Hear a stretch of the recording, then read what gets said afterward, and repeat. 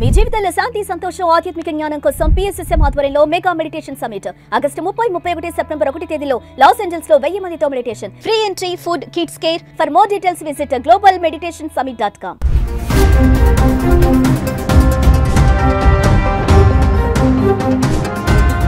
నమస్తే, welcome back to Suman T. Present మనతో పాటు ఉన్నారు assistant professor at VJIM Ramakrishna గారు. నమస్తే సార్. నమస్కారం అమ్మా.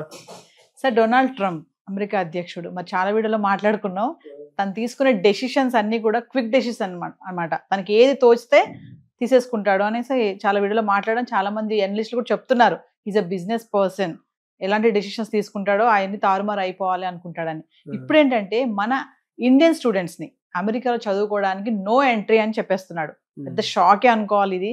అంటే వీసా, F1 వీసా కానీ ఇవన్నీ కూడా సోషల్ మీడియాలో కనుక అలర్ట్ గా ఉన్నా, దాన్ని ప్రైవేట్ చేసినా, స్ట్రాంగ్ ప్రొఫైల్ ఉన్నా కూడా వీసా రిజెక్ట్ చేసే ఛాన్సెస్ ఉన్నాయని చెప్పేసి న్యూస్ అయితే వస్తుంది. మరి ఒక్కసారి దాని గురించి మాట్లాడుకుందాం. ఇంతకుముందు మనం మాట్లాడుకున్నప్పుడు అంటే ట్రంప్ ప్రమాణ స్వీకారం చేయకముందు చాలా ఊహాగానాలు వచ్చాయి. అప్పట్లో అవి ఎన్ని నిజాలు అవుతాయి ఏమిటి అని మనం అప్పట్లో చాలా మాట్లాడుకున్నాం. ఆ మాట్లాడుకున్నప్పుడు నేను అన్నాను, ముందు రానియండి, వచ్చిన తర్వాత అప్పుడు ఒక్కొక్క అడుగుకి చూస్తాడు, ఆయన కూడా తెలుస్తుందని. సో అందులో భాగంగా మనం ఇది చూసామంటే, మొదట ఆయన ఇల్లీగల్ ఎలియన్స్ అంటే ఎవరైతే అక్రమంగా అమెరికాకు వచ్చారో వాళ్ళ మీద ఏమేం చేయాలని చర్యలు తీసుకుంటున్నాడు, జరుగుతున్నాయి. అయితే ఒకటి బాగా గుర్తుంచుకోండి, మనం ఎప్పుడు అనుకున్నదే, ఒకళ్ళ ఇంటికి మనం వెళ్ళాలి అంటే వాళ్ళ ఇన్విటేషన్ చాలా అవసరం. ఓకే, అది పిలవాలా వద్దా అన్నది వాళ్ళ విచక్షణ, వాళ్ళ ఇష్టాన్ని బట్టి ఉంటుంది. ఒకప్పుడు అమెరికాకి చాలా అవసరం ఏంటయ్యా అంటే, మంచి తెలివితేటలు ఉన్న మనుషులు చాలా అవసరం. సో అందుకని ప్రపంచంలో ఉన్న అత్యంత తెలివైన వాళ్ళందరినీ క్రీమ్ మొత్తాన్ని లాగేయగలిగింది. వాళ్ళకి మంచి ఎడ్యుకేషన్ ప్రొవైడ్ చేశారు, అవన్నీ ఆ రకంగా ఉభయతారకంగా ఉండేది. సో ఇప్పుడు వాళ్ళ ఎకానమీ బాగాలేదు. అయితే ఒకటి బాగా గుర్తుంచుకోవాల్సిన విషయం ఏంటంటే, తీసుకునే ప్రతి డెసిషన్ ఎకనామిక్ డెసిషనే అవుతుంది అనుకోవడం తప్పు. వెనక చాలా జరుగుతూ ఉంటాయి, వాటన్నిటి తాలూకా ఈ పరిణామం ఇది అవ్వచ్చు. అందుకని స్టూడెంట్స్ మీద తీసుకున్నారంటే స్టూడెంట్స్ ఏదో చేయాలని కాదు, తద్వారా భారతదేశానికి ఏదో ఒక మెసేజ్ ఇద్దాం అనుకుంటున్నాడు ఆయన. అంటే చదువుకోవడం కోసం వచ్చి ఇక్కడ స్థిరపడిపోతున్నారా అని అంటున్నారా? కాదు కాదు, 2 లెవెల్స్లో చెప్తా. మొదటి లెవెల్లో ఏంటంటే, దౌత్యపరంగా ఆయన ఒక మెసేజ్ ఇద్దాం అనుకుంటున్నారు. ఏంటంటే, మీరు ఎంతకాలం ఇది చాలా సేఫ్ అనుకున్నారు, అలా కాదు, నాకు నచ్చింది చేయకపోతే నేను మీకు నచ్చనిది చేస్తాను అనేది ఒక రకమైన పని. అందుకని చాలా పర్టికులర్గా ఓన్లీ ఇండియన్ స్టూడెంట్స్ మీద ఇది మేజర్ ఎఫెక్ట్ పడుతుందని ఆయనకు కూడా తెలుసు.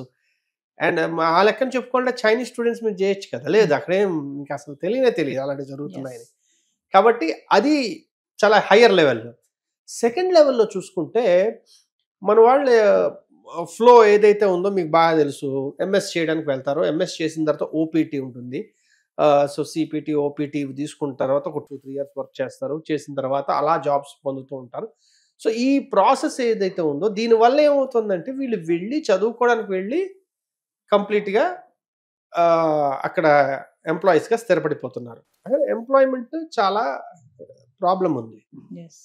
సరే, ఇప్పుడు అక్కడ ఉన్న వాళ్ళందరూ ఎంప్లాయ్మెంట్ స్కిల్స్ ఉన్నవాళ్ళ కాదా అన్నది అప్రస్తుతం. ఎందుకంటే అవన్నీ ఆలోచించరు కదా. ఇప్పుడు మనం చూస్తూ ఉంటాం, ఒక పొలిటీషియన్ వాళ్ళ ఓట్ బ్యాంక్కి అనువుగా ఉండే మాటలు మాట్లాడతారు, దానికి వాళ్ళకి అర్హత ఉందా లేదా అన్నది చూడరు. ఇప్పుడు సడన్గా ఇండియా వాళ్ళందరూ వెళ్ళడం మానేస్తే స్టూడెంట్స్, అక్కడ ఉన్న జాబ్స్ అన్ని అమెరికన్స్కి ఇచ్చేయచ్చు అనుకుంటున్నారా? వాళ్ళకి ఆ స్కిల్ సెట్స్ లేవు కదా. కానీ వాళ్ళకి వినడానికి ఏది సొంపుగా ఉంటుంది? ఏ సొంపుగా ఉంది? ఇదిగో నేను మీకు ఉద్యోగాలు ఇవ్వడం కోసం వాళ్ళని OPT యాప్ ఇచ్చేస్తున్నాను. సో ఏంటి, ఒక లింక్ కట్ చేసేసారు వాళ్ళ ఎంప్లాయ్మెంట్ మార్కెట్కి. మన ఇండియన్ స్టూడెంట్స్ తాలూకా లింక్ కట్ చేశారు. అది ఒక లెవెల్. అయితే సెకండ్ లెవెల్ ఏంటంటే, వచ్చేటప్పుడే స్క్రీనింగ్ అయిపోతున్నారు. ఇప్పుడు మనం మాట్లాడతాం ఫ్రీడమ్ ఆఫ్ స్పీచ్, US లో ఫ్రీడమ్ ఆఫ్ స్పీచ్ ఉంది, ఇంకా ఏదైనా ఓకే, కానీ ఇది ఫ్రీడమ్ ఆఫ్ స్పీచే కదా.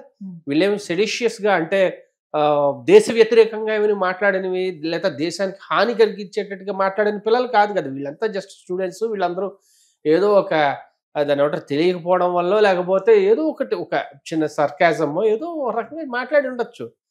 అంత మాత్రానికి ఇవ్వకుండా ఉండాలా అంటే నా ఇష్టం, నేను తలుచుకుంటే నేను ఏదైనా చేయగలను. కాబట్టి నా టర్మ్స్ అండ్ కండిషన్స్ ప్రకారం మీరు రావాలి, అయిపోయిన తర్వాత వెళ్ళిపోవాలి. ఎందుకు వచ్చారు, ఆ పని అయిపోయాక వెళ్ళిపోవాలి, ఉండడానికి లేదు. అండ్ వచ్చిన పని మాత్రమే చూసుకోండి, మిగిలిన ఏ విషయం మాట్లాడినా మిమ్మల్ని పంపించేస్తాను.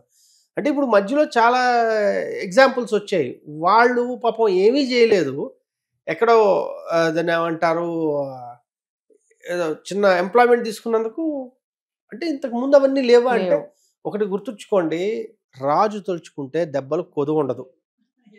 అందులోకి ఒక పిచ్చి రాజు తలుచుకున్నాడు అనుకోండి, దెబ్బలేం కర్మ, పెద్ద గానా బజానే అయిపోతుంది. సో ప్రస్తుతానికి అలాగుందనమాట. అంటే ఏంటంటే నాకు నచ్చంది జరిగితే నీకు నచ్చకుండా లైఫ్ నేను చేస్తాను అనే ఒక పర్టికులర్ స్టైల్లో మనకి నడుస్తున్నాయి. అందుకని మీరు అమెరికాతో చాలా మంచి సంబంధాలు ఉన్నాయి కదా, మరి ఇవాళ ఎందుకు జరుగుతున్నాయి అంటే ట్రేడ్ చూడండి 50%, 100% ఎందుకు టారిఫ్లు వేసేస్తున్నాడు ఆయన.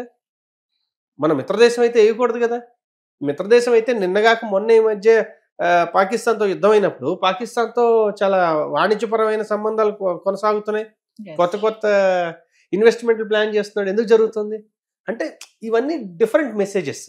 కాబట్టి స్టూడెంట్స్ని టార్గెట్ చేయట్లా, స్టూడెంట్స్ కేవలం బలి అవుతున్నారు. ఈ దీనిలో దాన్ని ఏమంటారంటే కొలేటరల్ డ్యామేజ్ అంటారనమాట.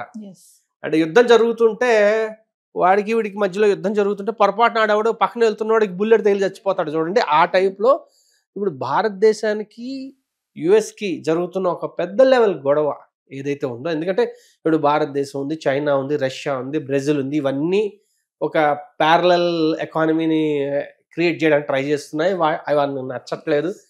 ఇలాంటి వాటిల్లో మధ్యలో దొరికిపోయిన వాళ్ళు ఎవరయ్యా అంటే ఈజీ సిట్టింగ్ డక్స్ ఎవరయ్యా అంటే మన వాళ్ళు స్టూడెంట్స్. అంటే సార్ ప్రెసెంట్ అంటే అక్కడ వెళ్ళాలనుకున్న వాళ్ళు కానీ అక్కడ వెళ్ళిన వాళ్ళే కానీ ఎలా ఉండాలి అంటారు ఒకసారి మీ అనలైజ్ ప్రెసెంట్ ట్రంప్ ఉన్న ఈ సిచ్యువేషన్లో?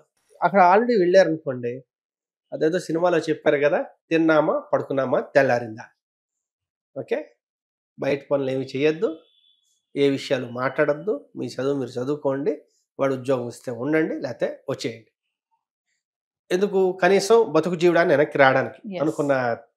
అలా కాకుండా వెళ్దాం అనుకున్న వాళ్ళకైతే ఇంతకు ముందు కూడా మనం అనుకున్నాం, ఏది 1-2 సెగ్మెంట్స్ చేశాం దీని గురించి. ఏమని, అమెరికా అనేది ఒకటే దేశం కాదు, ఓకే, కొంచెం ఎఫర్ట్ పెడితే ఎందుకు, అది ఈజియెస్ట్ దేశం, అందుకని అంత డిమాండ్ ఉంది. బాగా గుర్తుంచుకోండి. లాంగ్వేజ్ పరంగా కూడా, లాంగ్వేజ్ పరంగా చాలా ఈజియెస్ట్. లేదు అంటే ఆస్ట్రేలియాలో ఉన్నాయి చాలా మంచి ఆపర్చునిటీస్.